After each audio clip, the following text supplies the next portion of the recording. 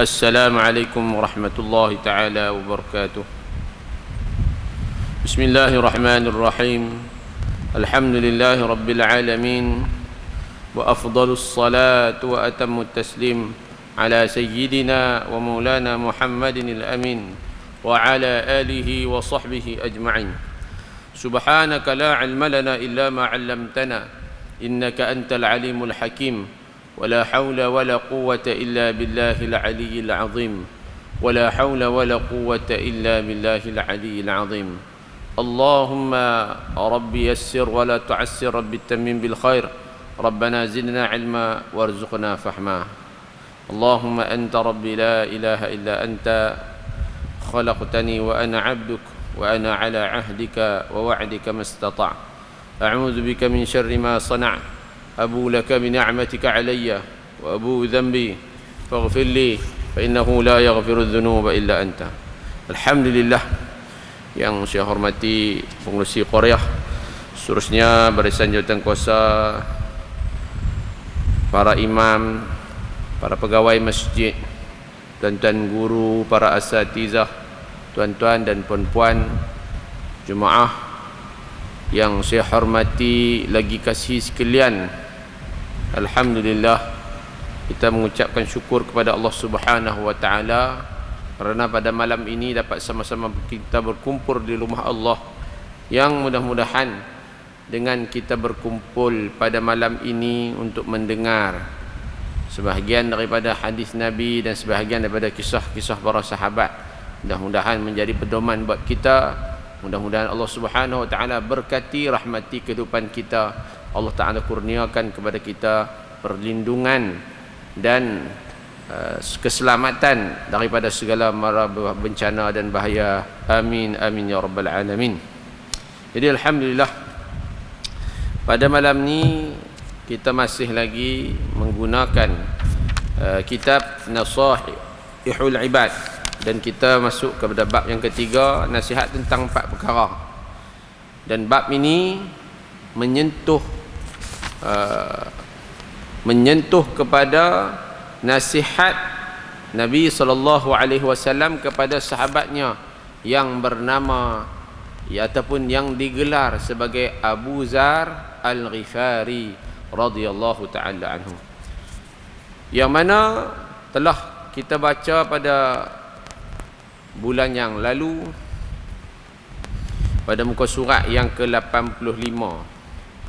Abu Zar ni nama sebenarnya ialah Jundub bin Junadah, Jundub ibnu Junadah, dan dia seorang sahabat Nabi di antara yang awal memeluk agama Islam, antara sahabat-sahabat yang awal memeluk agama Islam, dan seorang sahabat yang begitu tulus dan ikhlasnya dalam memeluk Islam, dan seorang yang cukup bersemangat, cukup kita kata sangat tinggi keyakinan dia, sangat tinggi semangatnya untuk memeluk Islam.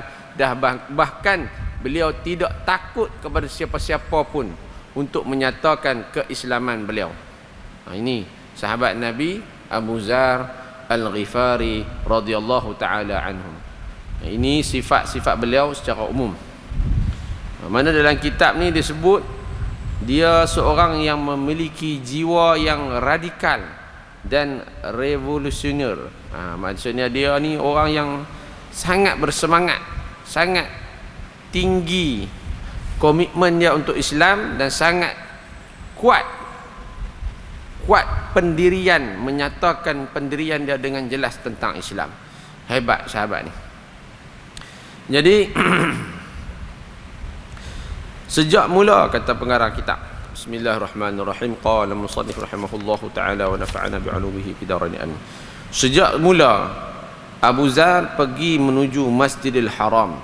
Ini kita dah cerita dah bulan lepas tentang bagaimana Abu Zar masuk Islam, kemudian dia mengisytiharkan Islamnya di hadapan Kaabah, dan akhirnya dia dipukul. Dan dia sedikit pun tidak rasa ragu dan bimbang, bahkan dia cukup berani berani menyatakan keislamannya. Sejak semula Abu Zar menuju Masjidil Haram dan menyuruhkan dengan sekuat-sekuat lafaz suaranya dan syahadah, asyhadu an la ilaha illallah wa asyhadu anna Muhammadar Rasulullah. Inilah suara tinggi pertama tentang agama Islam yang menentang kesombongan orang-orang Quraisy dan memekakkan anak telinga mereka. Dan hal itu disuruhkan oleh seorang perantau asing yang di Mekah tidak mempunyai bangsa, sanak saudara, keluarga maupun pembela. Kerana Sayyidina Abu Zar bukan penduduk kota Mekah, dia orang luar, datang untuk berjumpa Nabi SAW, menyatakan keislamannya, dan akhirnya dia meluahkan keislamannya di hadapan kafir Quraisy, dan akhirnya sebagai akibat ia diperlakukan dari mereka yang sebetulnya telah dimaklumi akan ditemuinya orang-orang musyrik, memukulnya, mengepungnya sehingga ia jatuh pingsan. Berita yang dialami oleh Abu Zar ni akhirnya sampai kepada bapa saudara Nabi, iaitu Abbas bin Abdul Muttalib. Abbas bin Muttalib ia serga datang ke tempat kejadian tersebut, dan ia tidak kuasa melepaskan dirinya dari kepada kecengkaman mereka, kecuali budi bicara daripada Abbas yang halus. Katanya kepada mereka, wahai Quraisy, kata Ibn Abbas, kata Abbas, wahai Quraisy, engkau semua bangsa pedagang, kamu semua ni suka berniaga, kamu akan melalui jalan ke Madinah, melalui ke jalan Syam, melalui Madinah, dan kamu akan melalui perkampungan Bani Ghifar. Dan orang ini, orang yang kamu pukul ni, adalah salah seorang daripada mereka. Tidak mustahil ia akan kembali kepada kaumnya, menghasut kaumnya untuk merompak kafilah-kafilah kamu nanti. Maka apabila Quraisy mengetahui akan Abu Zar ni daripada suku Ghifar, maka mereka pun berhenti mengganggunya dan meninggalkannya di situ.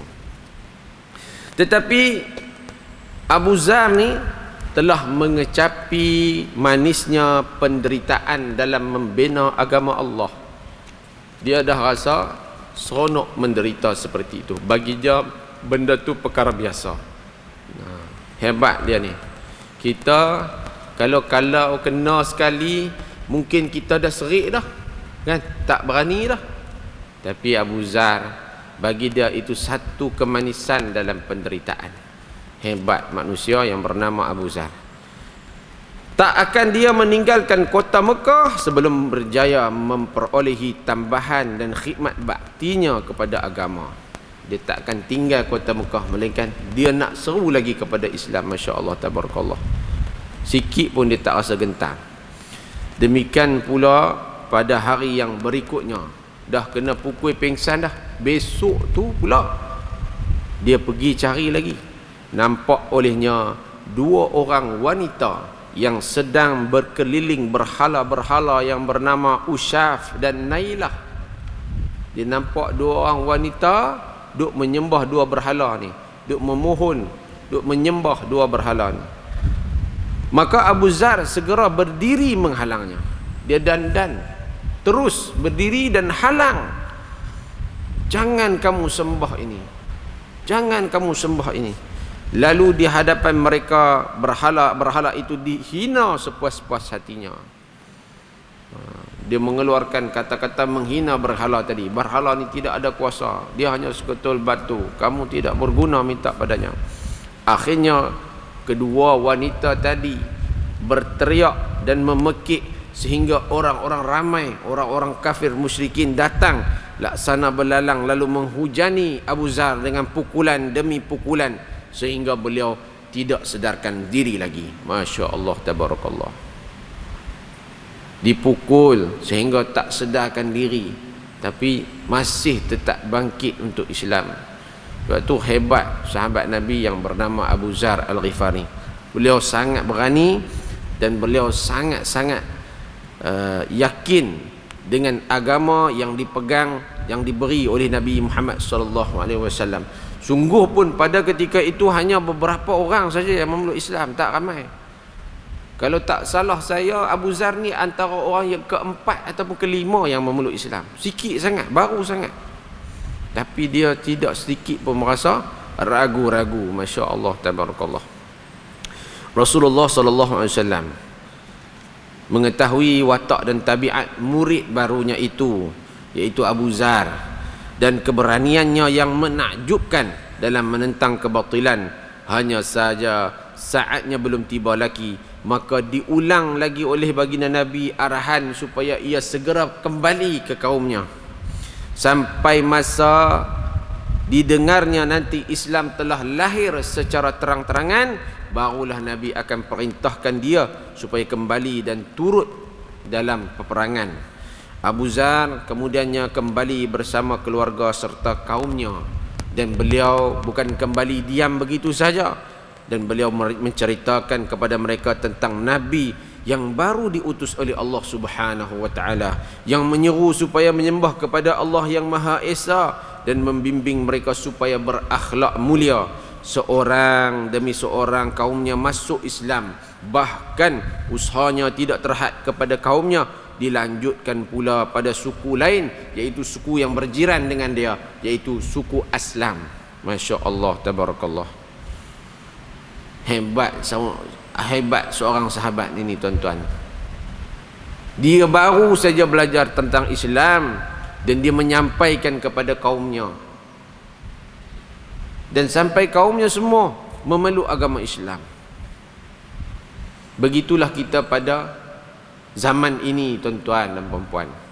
Seharusnya kita apabila datang ke masjid-masjid, ke rumah-rumah Allah, kita menuntut ilmu-ilmu yang ada di sini, seharusnya kita menjadi orang yang menyampaikan kembali ilmu ini di rumah kita, supaya anak cucu kita mengikuti apa yang disampaikan oleh baginda Nabi SAW, atau apa yang disampaikan oleh guru-guru yang menjadi waris kepada baginda Nabi SAW, dan supaya hidayah tu sampai ke dalam ahli keluarga kita. Kita bukan nak masuk syurga seorang diri, bahkan kita nak masuk syurga bersama dengan ahli keluarga kita. Maka sampaikanlah apa-apa kebaikan yang kita dapat di sini ke rumah kepada ahli keluarga kita. Sampaikanlah. Mungkin kadang-kadang kita rasa takut, ataupun mungkin kadang-kadang kita rasa takut nanti mereka tak mau kawan dengan kita, ataupun mereka tidak akan membenci kita dengan perkataan kita. Maka pilihlah, carilah cara yang hikmah, carilah cara yang terbaik untuk menyampaikan, supaya tidak berlaku pertengkaran dan sebagainya. Sebab kadang-kadang tu ada orang, dia dengar kuliah, dia semangat, dia lebih, dia balik itu kalah ustaz lagi dia ceramah di rumah tu. Ni lagi kacau. Jadi kadang-kadang tu kena berhati-hati, kena cerdik. Orang Islam ni kena cerdik. Jangan semangat lebih tapi tak apa nak cerdik. Jaga. Abu Zar ni dia cerdik, dia bagus, tapi dia semangat pun tinggi. Dan dia balik ke kampung dia, bukan dia duduk diam, bahkan dia menyampaikan sampai kaumnya memeluk Islam, dan sampaikan dengan akhlak-akhlak mulia yang ditunjukkan oleh baginda Nabi SAW. Dan bukan sekadar sukunya sahaja, puak dia saja, bahkan puak Aslam, suku Aslam pun sama. Hari-hari berlalu mengikuti peredaran masa, Rasulullah SAW telah berhijrah ke Madinah dan menetap di sana bersama kaum muslimin. Dah berlaku hijrah, Nabi hijrah ke Madinah. Abu Zar masih tetap di kampung dia lagi, belum berjumpa dengan Rasulullah lagi. Tapi bila dah Nabi dah sampai di Madinah, orang Islam di Madinah dah kuat.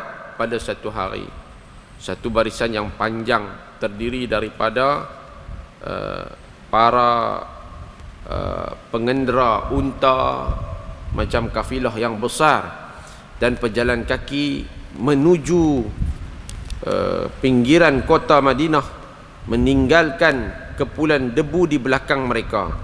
Kalau bukanlah bunyi suara takbir yang gemuruh, tentulah orang akan menyangka mereka tu pasukan tentera musyrik yang hendak menyerang kota Madinah.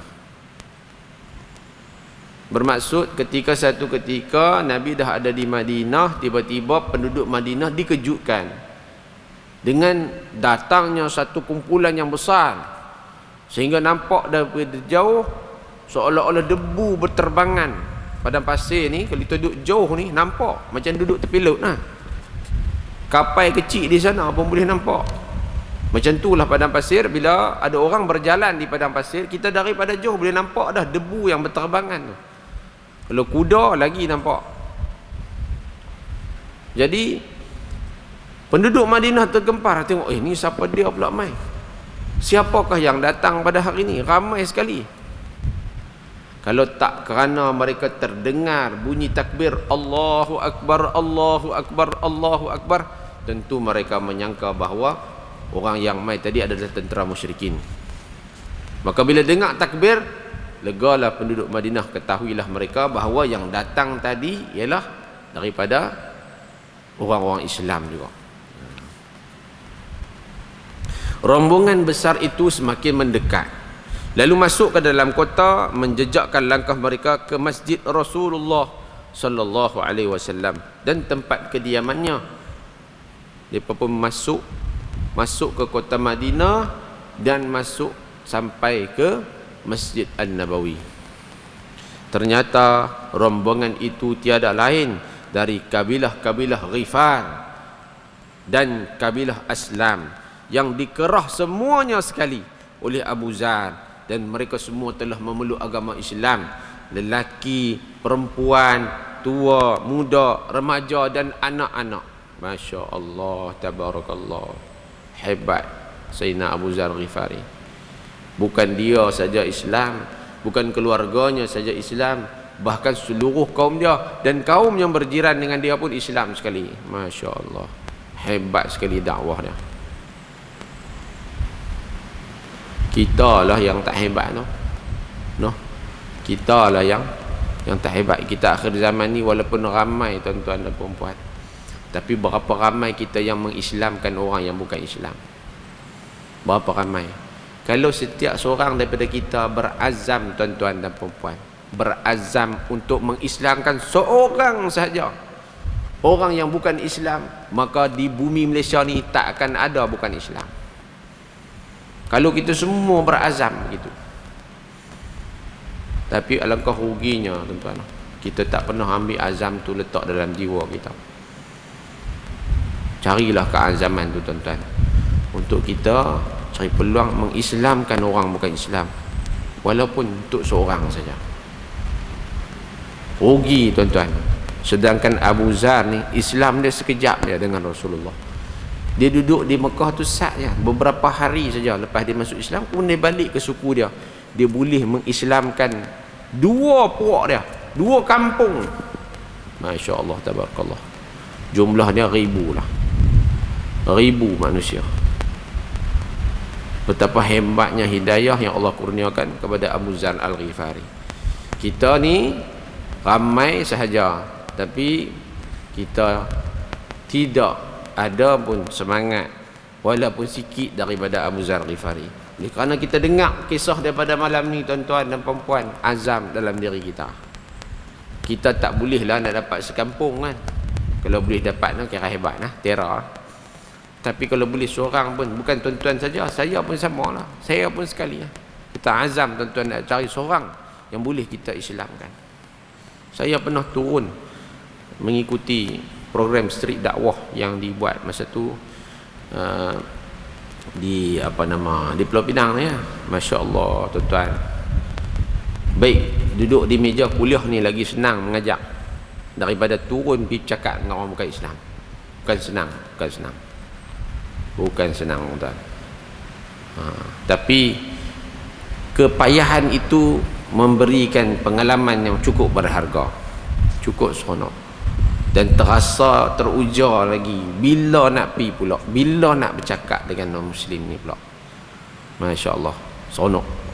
Tuan-tuan kena cuba sekali pergi. Saya pernah bawa jemaah saya pergi, jemaah surau saya pergi, kita buat street dakwah. Mula yang tulis nama tu ramai, tapi hari kejadian ramai yang tak boleh mai. Lagu tu lah, biasalah. Kan? Di mana-mana pun syaitan dan iblis tu macam-macam ada kan. Lagu tu. Macam-macam kekangan ada jadi. Tak apalah. Kami walaupun kumpulan sikit kami pergi cari orang dan bercakap. Bukan senang tuan-tuan. Nak keluar bagi suara bercakap kepada orang bukan Islam, nak cerita pasal Islam tuan-tuan. Dia tak keluar suara apa dah. Dia jadi lagu Sudin pun dah. Kan Sudin. Tuan-tuan tahu Sudin? Takkan tak tengok cerita Piramli kot. Saya seorang je tengok ni apa je. Tuan-tuan tengok tak hak dia buat syuting tu. Cerita apa dah lupa dah. Yang depa test untuk berlakon tu kan. Sudin tu berapa kali masuk tandas. Nak berlakon sebagai apa? Hang tuah, panggil hang jebat tu. Lagu tu lah lebih kurang kan. Dia gemuruh tu mai tak boleh nak bercakap. Padahal bukan cakap dengan siapa pun, dengan orang biasa, cuma dia bukan Islam ya. Bukan senang tuan, bukan senang. Tak apa, kita kena cuba. InsyaAllah. Jadi Abu Zar Ghifari, Masya Allah, Tabarakallah, dia bawa kaum dia sampai jumpa Nabi SAW. Ternyata rombongan dia terdiri daripada seluruh puak dia, termasuk budak-budak. Sudah selayaknya Rasulullah SAW semakin ta'ajub dan kagum. Belum lama berselang, ia ta'ajub dengan seorang laki-laki dari Ghifar yang menyatakan keislaman di hadapannya. Sabdanya menunjukkan keta'ajuban yang bermaksud, sesungguhnya Allah Subhanahu wa taala telah memberi hidayah kepada sesiapa yang dikehendakinya. Maka sekarang ini yang datang adalah seluruh warga Ghifar menyatakan keislaman. Mereka telah berapa lama tahunnya menganut agama Islam itu semenjak mereka diberi hidayah oleh Allah Subhanahu wa taala menerusi tangan Abu Zar dan ikut pula bersama suku mereka, suku Aslam, kumpulan perompak dan penyamun raksasa, berubah menjadi raksasa kebaikan dan pendukung kebenaran. Bahasa dalam kitab ni lagu tu lah. Nak cerita kata puak Ghifar ni, suku Ghifar dan suku Aslam ni, mereka ni duduk di padang pasir. Kerja mereka merompak kerja mereka. Dan memang dua golongan ni orang yang kita kata bahasa kampung saya cengih lah kata kan. Bahasa orang Kelantan tu debe kot noh. Wallahualam. Jadi mereka yang begitu sifat kaum tu, tetapi bila hidayah Allah tu datang kepada mereka, mereka menerimanya. Masya Allah, tabarakallah.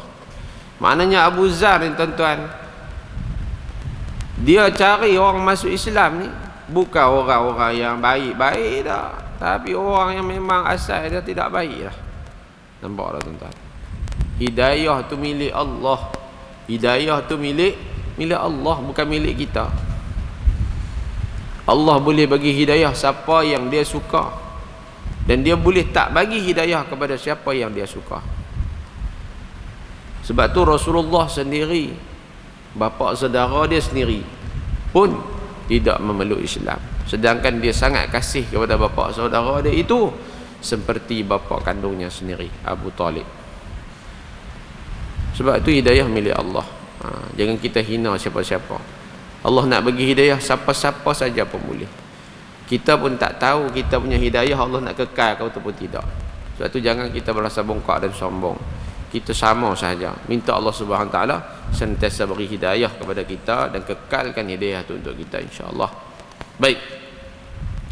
Nah, tidakkah sesungguhnya Allah Subhanahu Wa Taala memberi petunjuk kepada siapa yang dikehendakinya? Rasulullah sallallahu alaihi wasallam mengarahkan pandangannya kepada wajah-wajah yang berseri-seri.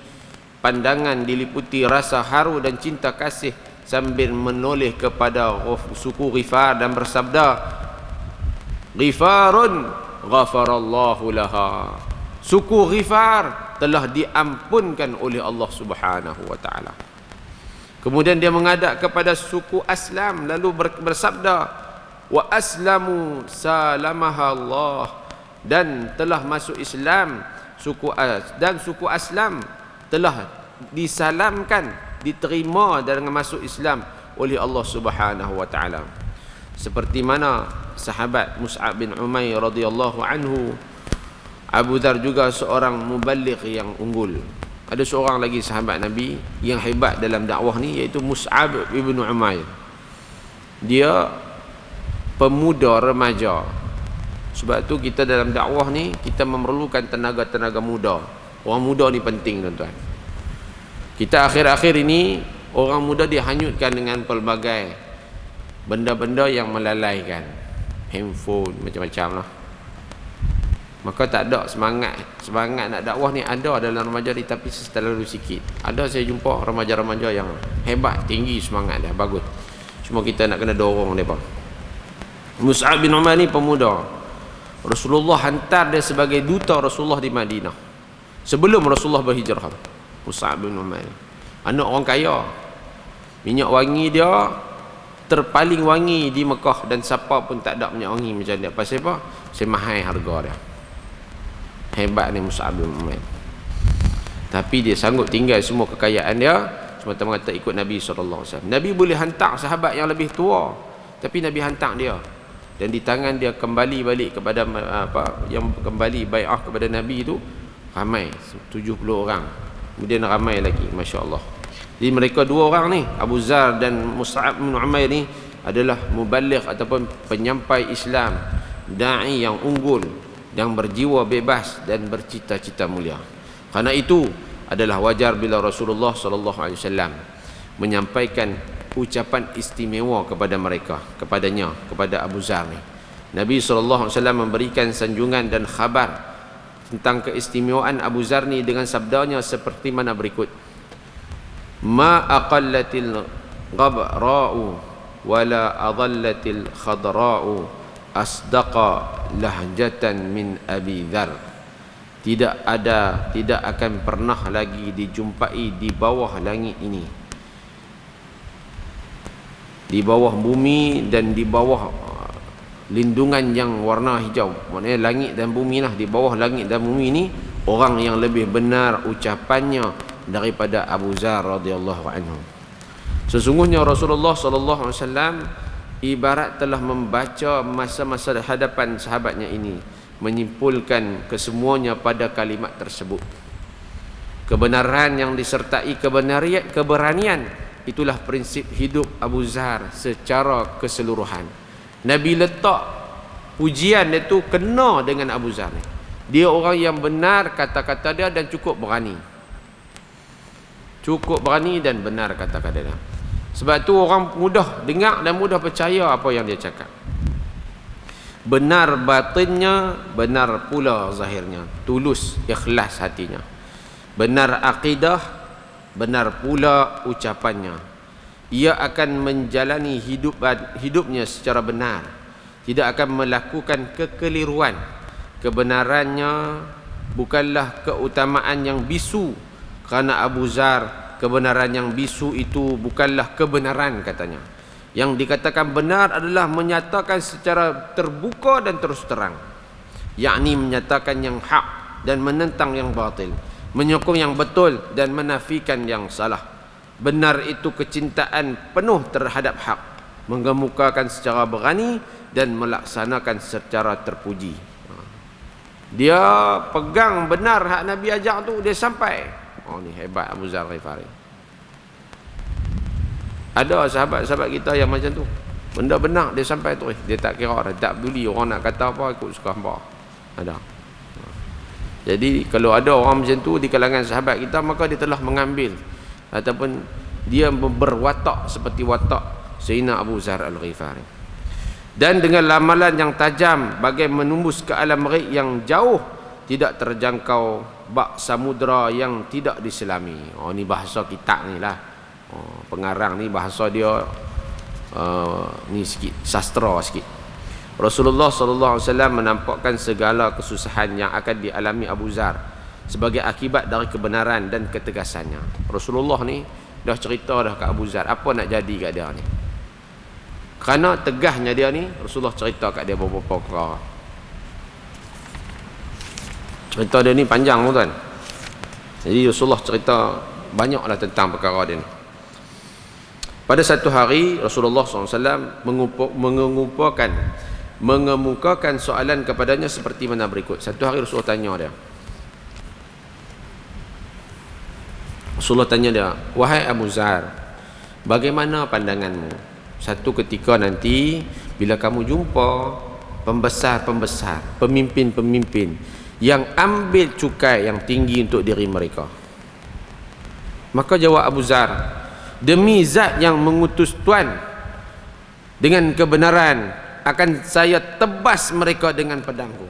Tengok kata Abu Zar, kalau aku jumpa orang, Nabi tanya dia, satu hari Nabi tanya dia, kalau kamu jumpa orang yang memimpin pada ketika itu, mereka meletakkan cukai kepada rakyat yang tinggi, apa kamu akan buat? Sumpah Abu Zar, dia kata, demi Tuhan yang mengutuskan Tuhan sebagai Rasul dengan kebenaran, aku akan tebas kepala dia dengan pedangku. Dia tak bagi can lah. Maka sabda Rasulullah SAW, Nabi tahu sahabat dia ni macam ni, berani punya orang. Maka Nabi nasihat dia. Nabi kata apa? Mahukah kamu saya beri jalan yang lebih baik daripada itu, iaitu bersabar sampai kamu menemuiku. Nabi kata, kamu sabar, jangan gunakan pedang tu, sampailah kamu menemuiku, maksudnya sampai kamu meninggal dunia. Jangan guna pedang, kata Rasulullah. Macam tu lebih kurang. Tahukah para pembaca tentang kenapa Rasulullah SAW mengajukan soalan seperti itu kepadanya? Pengarang kitab tanya kita, tahu tak pasal apa? Tahu tak sebab apa Rasulullah tanya soalan tu? Sebab akan datang dia akan jumpa sungguh. Soalan tentang apa tadi? Pembesar dan harta. Nah, itulah persoalan utama bagi Abu Zar, dan untuk itu ia mesti membuktikan hidupnya. Satu kemuskilan yang berhubung kait dengan umat masa depan haruslah diselesaikan dengan kebijaksanaan. Ni Rasulullah nak pesan kat dia, jangan guna pedang, jangan guna kuasa, jangan guna tenaga kamu kekerasan, tapi gunalah dengan kebijaksanaan. Rasulullah suruh sabar dan guna kebijaksanaan. Hal ini telah dimaklumi oleh Rasulullah SAW. Rasulullah tahu sifat dia lagu tu, sebab tu Rasulullah nasihat dia macam tu. Dan itulah sebabnya kenapa beliau mengajukan soalan sedemikian, iaitu membekali dengan nasihat yang amat berharga. Bersabarlah sehingga kamu menemuiku. Maka Rasulullah selalu ingat kepada wasiat gurunya, iaitu Rasul ini. Maka ia tiadalah akan menggunakan ketajaman pedangnya terhadap para pembesar yang mengauk kekayaan dari harta rakyat, seperti mana yang pernah dinyatakan pada mula-mulanya. Tetapi ia juga tidak akan membisu dan berdiam diri, walau agak sesaat pun terhadap mereka. Rasulullah hanya larang dia daripada menggunakan pedang, tetapi Rasulullah tak larang dia menggunakan kata-katanya. Maka sebab tu dia tak akan biar kalau dia jumpa orang yang menyeleweng seperti ini, dia tetap akan berkata-kata yang benar. Dia tetap akan membanteras, menasihati dan bercakap kepada orang tu. Memang seandainya Rasulullah SAW juga melarangnya dari menggunakan lidah yang tajam demi membela kebenaran, maka wasiat itu pun akan dilaksanakan juga. Kalaulah Rasulullah perintah kat dia, jangan guna pedang dan jangan guna lidah, dua-dua pun dia akan buat, sebab dia murid yang taat, sahabat yang taat kepada Nabi SAW. Tapi Rasulullah hanya larang dia guna pedang, tak larang dia guna lidah.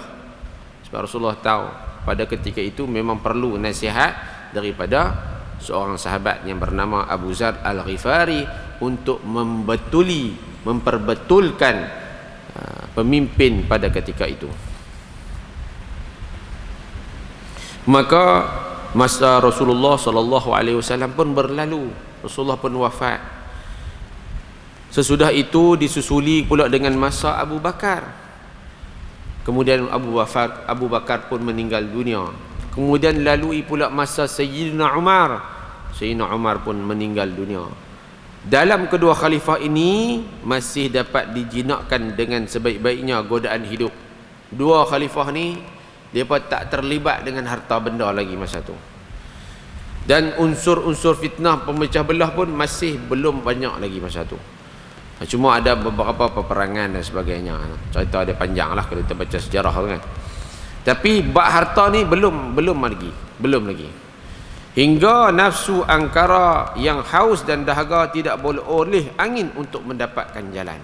Jadi tak ada lah manusia tu tamak haluba pada harta pada zaman dua khalifah ni. Ketika itu tidak terdapat sebarang penyelewengan yang akan mendorong Abu Zar bangkit menentang dengan suaranya yang lantang dan kecamannya yang pedas. Tetapi telah berlaku dalam pemerintahan Amirul Mukminin Umar radhiyallahu anhu kesan hidup sederhana dan menjauhi kemewahan serta menegakkan keadilan bagi setiap pejabat, iaitu setiap pegawai-pegawai yang bekerja di bawah Sayyidina Umar bin Khattab. Begitu juga pada hartawan, dan di mana mereka berada telah pun dilaksanakan disiplin yang ketat dan hampir saja tidak dipikul oleh kemampuan manusia. Maknanya zaman Sayyidina Umar bin Khattab, undang-undang dia jelas, dan Sayyidina Umar mendisiplinkan para pegawai di bawah dia supaya jangan mewah-mewahan, jangan mengambil harta rakyat dan sebagainya. Tidak ada seorang pun di antara pejabatnya itu orang yang bekerja sebagai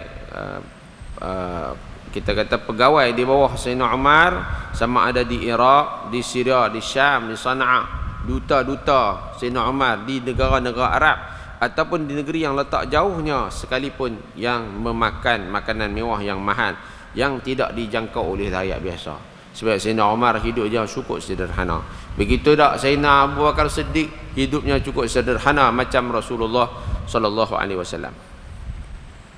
Kecuali selang beberapa hari, kalau ada mana-mana duta atau mana-mana pegawai daripada bawah Sayyidina Umar yang pakaian mewah, berita itu akan sampai kepada Umar, dan amaran keras pun akan memanggil pegawai di bawahnya untuk menghadap khalifah di Madinah dan menjalani siasatan yang ketat. Adalah orang-orang yang kena panggil dengan Sayyidina Umar, dan ada orang yang Sayyidina Umar sendiri pergi tegur dia atas kesalahan kerana bermewah-mewahan. Akan tetapi tenanglah Abu Zar sekiranya keadaan berlaku demikian secara berterusan. Sayyidina Abu Zar, kalau pemerintahan Islam masa tu macam tu semua, maka Sayyidina Abu Zar tidak akan bersuara, dia akan tenang saja.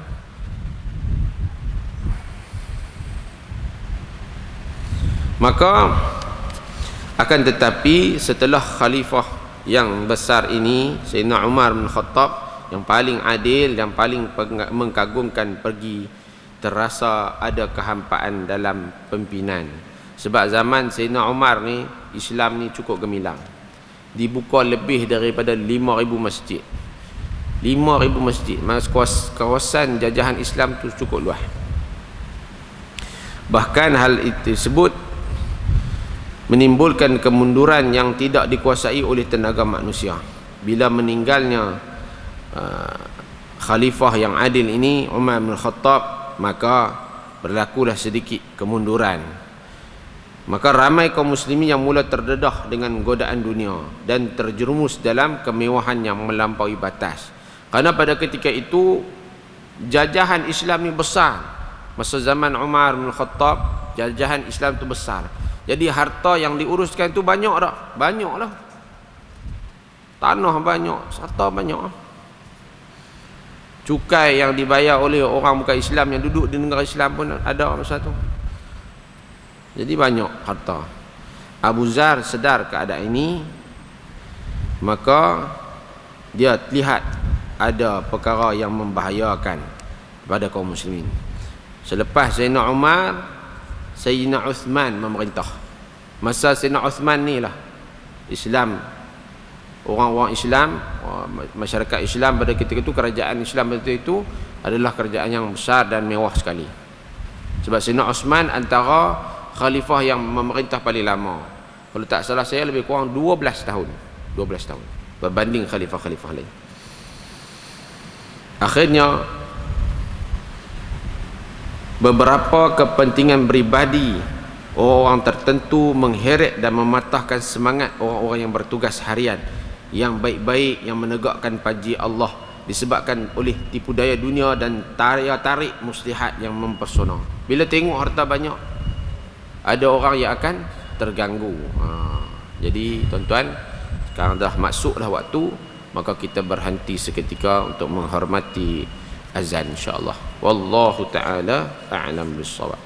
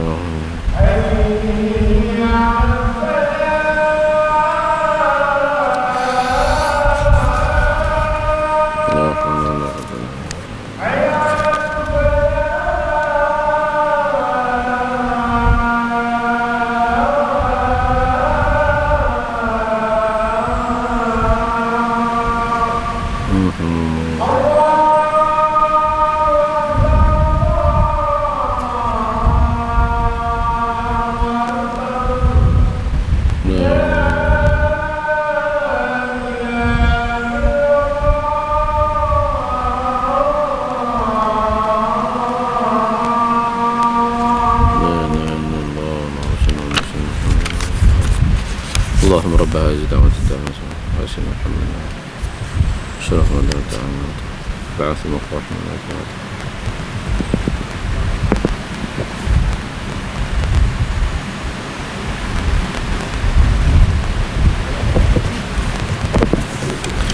Bismillahirrahmanirrahim. InsyaAllah kita sambung sikit saja lagi. Jadi apabila dalam pemerintahan Sayyidina Uthman bin Affan radhiyallahu anhu, maka di sana terlihat umat Islam, daerah-daerah pemerintah Islam semakin membesar dan kerajaan Islam sangat kaya pada ketika itu. Maka akhirnya timbullah penyakit ataupun perkara yang disebut oleh baginda Nabi SAW. Maka cukai pun ditingkatkan. Cukai-cukai ini ditingkatkan bukan di atas perintah utamanya daripada Sayyidina Uthman, tapi para pegawai di bawah dia. Sebab Sayyidina Uthman pada ketika itu adalah khalifah yang umurnya agak tua sebab dia memerintah sangat lama, 12 tahun, lebih kurang 12 tahun. Maka pada ketika itu Sayyidina Abu Dzar Ghifari ini nampak benda ni tak boleh dan perlu ditegur. Maka akhirnya Sayyidina Abu Dzar Ghifari pergi ke setiap negeri, setiap tempat, jumpa dengan para pegawai dan menegur mereka di gudang-gudang harta mereka dengan lidahnya yang tajam. Kerana dia ingat bahawa Rasulullah SAW perintahkan kepadanya jangan sekali-kali dia menghunuskan pedang. Dan Allah sebut pun dalam Quran, wa ma kana lil mu'minin an yaqtula mu'minan illa khata'a. Tidak harus sama sekali bagi seorang mukmin membunuh mukmin yang lain kecuali dengan tidak sengaja. Surah An-Nisa ayat 92. Maka beliau mengambil kaedah menggunakan senjatanya yang paling tajam, iaitu lidahnya, untuk menegur kepada para pegawai-pegawai di bawah Sayyidina Uthman ini. Maka dia berjalan daripada satu negeri ke satu negeri, dari satu gerbang ke satu gerbang, menggerakkan nasihatnya, menggerakkan kita satu gerakannya, dan dia antara ucapan yang dia ucapkan kepada mereka-mereka ini, kepada orang-orang yang mengutik cukai ini, basyiril kanizil ladzi la yaknuzuna adh-dhahaba wal fiddah bimakawin min narin wa tuqwa biha jibahuhum wa junubuhum yaumal qiyamah. Basyiril kanizina, kabarkan kepada orang yang himpunkan harta, alladzina yaknizuna adh-dhahaba wal fiddah, orang yang menghimpunkan daripada emas dan perak, bimikwin, dengan satu setrika, min narin, daripada neraka, tukwa biha jibahuhum, akan disetrika dahi-dahi kening-kening mereka, wa junubuhum, dan belakang-belakang mereka pada hari kiamat nanti. Harta itu akan dihimpunkan Allah, dijadikan serika, dan serika orang-orang yang menghimpun harta dengan cara yang tak betul ini. Maka setiap kali dia pergi satu kota ke satu kota, berjumpa dengan pembesar demi pembesar, maka dia akan jalankan kempen tersebut. Maka akhirnya ramailah orang yang mengikuti beliau.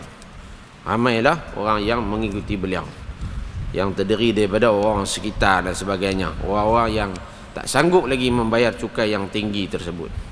Maka mereka meminta supaya Sayyidina Abu Zar bicaralah, ceritalah. Maka Rasulullah SAW pun bercerita kepada mereka dan menasihati, dan terus menerus menasihati para pegawai yang telah menyeleweng tersebut. Ada juga di kalangan mereka itu orang-orang yang mengikuti Abu Zar ni meminta, wahai Abu Zar, kita angkat pedang, wahai Abu Zar, angkat pedang. Tetapi Sayyidina Abu Zar menolak, kerana Rasulullah telah pun memberitahu dalam nasihatnya yang kita bacakan sebelum ini, bahawa Rasulullah nasihat dia, jangan, sabarlah sehingga kamu datang menemuiku. Maka sabarlah Sayyidina Abu Zar Al-Ghifari, sehinggalah Abu Zar ni bertemu dengan seorang sahabat lagi yang menguasai, menjadi gubernur di Syria, iaitu sahabat yang bernama Muawiyah bin Abi Sufyan, yang mana Muawiyah ni duduk di daerah di Syria ni adalah antara daerah yang kaya dan subur dan paling banyak hasil bumi. Maka Muawiyah ni telah membahagikan harta-harta tanpa banyaknya sekali, tanpa tahu jumlah yang banyak. Tujuan dia untuk mengambil hati orang-orang di sekelilingnya. Maka datanglah Abu Zar menasihati Muawiyah bin Abi Sufyan ini, dan akhirnya Sayyidina Abu Zar Ghifari berjalan, dan akhirnya perkara yang dilakukan oleh Abu Zar ni sampai ke pengetahuan Khalifah Sayyidina Uthman.